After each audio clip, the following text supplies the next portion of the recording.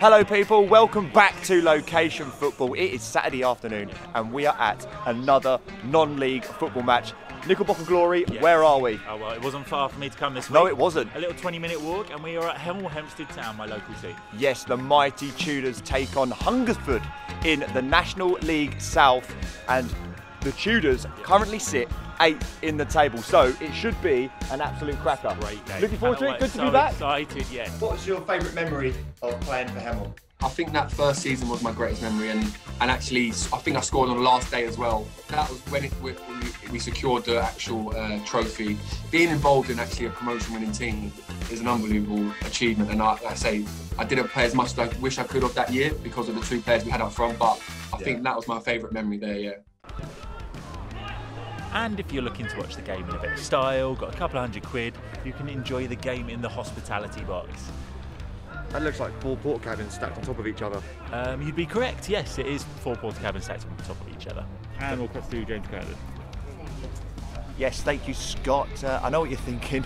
Yes, this is a new scarf. You join us here at Hemel Hempstead. It's still 0-0, but there's been a lot going on in the first 20 minutes. Hemel had the ball on the right-hand side, and I wasn't quite sure whether it was a cross or a shot, because I can't quite see from this side of the pitch, but it came off the crossbar and back out of play. It's been all Hemel so far, and then not long after that, they've hit the crossbar again. The player that did it, I have absolutely no idea, but all I know is that he was a Tudor. I don't know what the stadium's called, but it's still Hemel Hempstead 0, Hungerford 0. How did you find travelling to away games in non-league? A lot of petrol money, a lot of asking for petrol money, not getting it, a lot of who's driving out of your friends on a car school. It was difficult because now how I get to the away games now with coaches put on for you and beds put on for you in hotels, it's like another world really. But you can't sort of beat that that sort of feeling with you and your friends driving to bloody on the M25 and going somewhere that you've never been before and getting there 45 minutes before the game if you're late and there's traffic, and just going straight into the change rooms, getting changed and going out to the game. You can't really beat that. And I hear there's been a goal, James Kirtland. Yeah, you're right, Lavers. There has been a goal. You would have seen it because you're standing next to me. The ball came in from a corner, and allegedly someone has fouled the keeper. You have a look at the footage and tell me what you think, because I'm not quite sure. Either way, the goal has not stood. Sorry, someone's just nipped to the portaloo that was standing by. Prior to that, the most exciting thing to happen was some Hungerford players who were just doing a vigorous warm-up. What was it like when you got paid to play football for the first time? I can actually remember it now, I think. I remember, I think at the time I was playing for North Greenford, who I sort of grew up throughout the under-18s, 17s, 16s, and then went into reserve football and then had a game for the first team. And I remember seeing all like the first team was getting like brown envelopes. I'm thinking, what is that like? And then that's where you get paid. And I mean, at the time it must have been like £10, £15, £20. And me thinking like being 16, 17, thinking, wow, that's amazing. Like we're getting paid to like play. I remember my first ever one, I think I must have got about £10, £15. I think I put it straight into a fruit machine. But the actual feeling of actually receiving a brown envelope as a non-league player was unbelievable. And again, as I progressed in the leagues, the money got a little bit more, and it was just the feeling you get. And probably players still now, because you can make a lot of money through obviously getting money like that right lower down. And when you're working and you're getting that little bit of extra pocket money for football as well, it is a very good feeling. Time for another Scott's Burger fun facts after the success of last week. This week we've got the cheeseburger, onions, burger sauce, and cost me $3.50. So lovely. Give it a little taste. Love burger sauce. Winner. Is that better or worse than the Sawbridgeworth burger? It's no brioche bun, is it? No brioche bun. Brioche bun's always going to win, but yeah, this is solid. Out of 10? 6. Yeah. Okay, what's the update from Vauxhall Road, James Kirtland? The update? It's absolutely freezing. I can't feel my feet, Ladders. But there has been a goal, and it's gone to the away side, unfortunately. There was an uncontested drop ball on the halfway line. The ball's gone over the top, and the Hemel defender has decided to sort of duck and get out of the way, and it's let the striker come through and dink it over the Hemel goalkeeper. 1-0 Hungerford.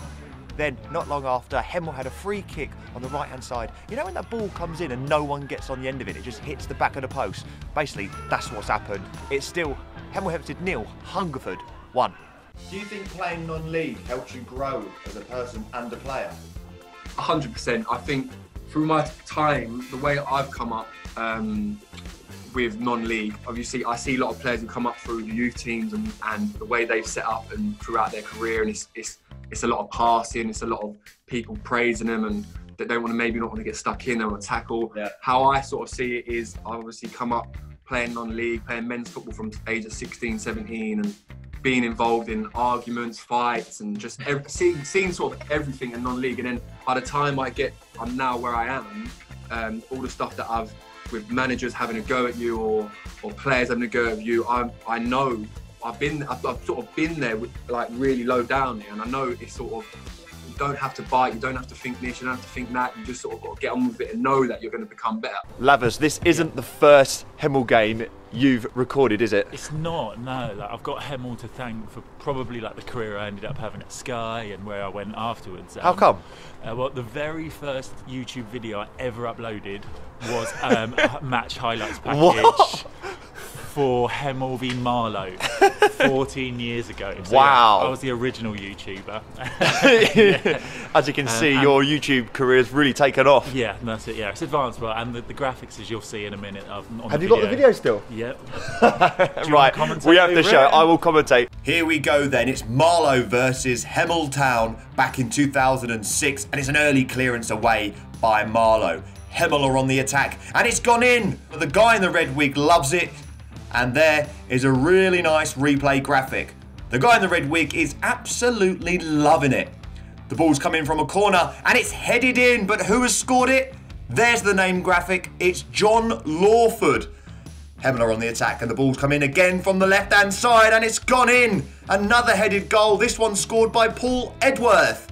And the ball's knocking around in the box and it's finished by Abdul Yoki. And the guy in the red wig thinks it's easy. There's the full-time graphic, Marlow 0, Hemel 4, and 189 people were in attendance. Thank you for watching. Well done, Lavers. What were the changing rooms like at Hemel? The manager himself was obviously, he come from like Luton and played high level. Occasionally we had games where if it, like, he felt confident enough that he'd get the boys to do shots before the game. So you take a shot before the game started? I'd say maybe 4 or 5 times when I was there in a game that maybe didn't mean anything, or that I don't know how he described it. I can't really remember, but it's sort of like a confidence booster. He would get like shots from the bar and get the boys to do like a little shot. It weren't trying to like be funny. It was more just, like I say, a confidence saying, boys, come on, let's get this down here and get on with it. What was the shot? I can't remember now. I don't know if it might have been tequila or sambuca. Lee, what do you make of the game today? Very unfortunate in that ways. We've dominated the game in a lot of ways. It's really, really bad goal to give away. Jake says he's got a call, ducks under it, which I don't necessarily like as a fullback anyway. And then he couldn't believe his luck, really. Hit the post twice, I think hit the crossbar. Our centre forward Matt, he's missed some glorious chances, which we've got to have a look at in that way. But as a performance, yeah, pleased with the performance. Not disappointed at all with the performance, just silly mistakes. First half, you absolutely peppered them, didn't you? I know, it's easy. I can't say it because it makes it look, but we did pepper them. But you know, football's like that. It's, if you don't score your chance when you're so much on the front foot, and it's always difficult, and you always give them a little chance. But the goal we give away, nah, that can't happen. Ollie Hawkins said when he played for Hemel, the gaffer when he was there before a cup game, gave them all a shot before the game. How do you motivate your team? I don't know if we're allowed to do the shots now, but we just it's not enough, no magic wand or nothing like that. We just try and get into them and just do the right thing. Football's changed a lot in the last 5 years, and lads have changed. You know, back in my day, there was a lot more personalities in there, so you didn't need to worry about that. But now it has changed. You try and limit the amount of information. You don't give them too much, but no. We've got some good lads in there, they don't need motivating, they're up for it anyway. But yeah, no shots of tequila just yet. But although, we'll give that a shot, I think, at home next time. It's worth an idea. And what kind of gaffer are you? Are you a hairdryer guy or are you calm, collected? Between me and Batesy, I'm probably the bad cop, good cop sort of thing. I'm probably the bad cop, but I'm fair. I'm fair. If needs doing, then I'll give it, you know. And there's other managers out there that won't do it, but yeah, if it's called for, I definitely don't mind giving out a few rants and raves. But again, if you do it every week, loses its intensity, it loses its value, and just ranting and raving at people every week. You've got to pick and choose.